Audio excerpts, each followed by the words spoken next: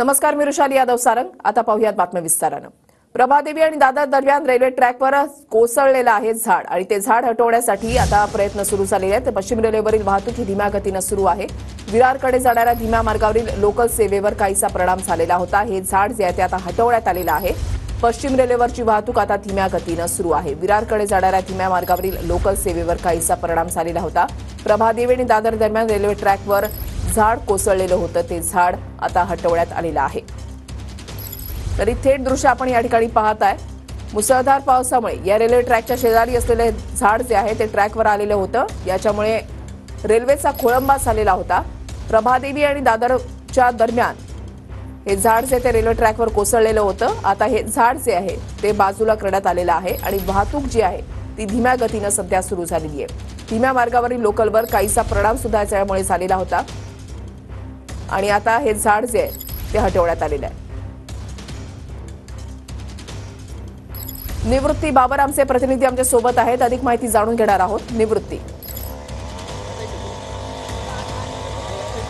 नक्कीच रुशाली, ज्या ठिकाणी पश्चिम रेल्वेच्या प्रभादेवी स्थानकाच्या जवळच जे आहे ते या रुलावरती झाड पडलं होतं आणि ते झाड जे आहे ते तात्पुरतं आता बाजूला करण्यात आलेलं आहे, कारण की जवळपास अर्धा तास जे आहे ते पश्चिम रेल्वेची स्लो ट्रॅकवरची वाहतूक जी आहे ती प्रभादेवी स्थानकावरती खोळंबली होती। त्यानंतर हे झाड जे आहे ते बाजूला केलंय आणि आता ते झाड मोठं असल्याने कटरच्या साहाय्याने जे आहे ते या ठिकाणी कटिंगचं काम सुरू आहे। पश्चिम रेल्वेचे कर्मचारी जे आहेत ते हे काम करताना आपल्याला पाहायला मिळत आहेत। त्याचसोबतच आता हे झाड जे आहे ते बाजूला करण्याचं काम पूर्ण झाल्यानंतर पूर्णपणे वाहतूक पुन्हा सुरळीत होईल। आता जर पाहायला गेलं तर पश्चिम रेल्वेची स्लो ट्रॅकवरची वाहतूक जी आहे ते 15 ते 20 मिनिटं उशिराने आहे आणि आता सध्या जे आहे ते या ठिकाणी ते झाड पूर्ण कटिंग करण्याचं काम सुरू आहे। सुमारे 7:40 जे आहे ते हे प्रभादेवी स्थानकाच्या पुढे हे झाड जे आहे ते रुळावरती पडलं होतं आणि त्यामुळे जवळपास अर्धा तास वाहतूक जी आहे ती वाहतूक विरारच्या दिशेने जाणारी खोळंबली होती। त्यामुळे ते या ठिकाणी जे आहे ते आता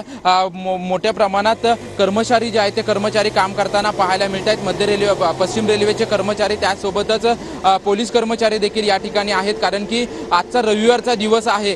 त्यामुळे मोठी गर्दी जी आहे ती गर्दी रेल्वे स्थानकांवरती आपल्याला पाहायला मिळत नाही, परंतु झाड पडल्यामुळे कुठेतरी जवळपास 30 ते 40 मिनिटं संपूर्ण पश्चिम रेल्वेची वाहतूक जी आहे ती वाहतूक खोळंबली होती। आता आपण सध्या जर पाहिलं तर पूर्णपणे रुळावरचं झाड बाजूला करण्यात आलेलं आहे आणि पश्चिम रेल्वेचे कर्मचारी जे आहेत ते हे झाड कापण्याचं काम जे आहे ते आता त्यांच्याकडून सुरू आहे। रुशाली, नक्कीच धन्यवाद निवृत्ती दिलेल्या सविस्तर माहितीसाठी।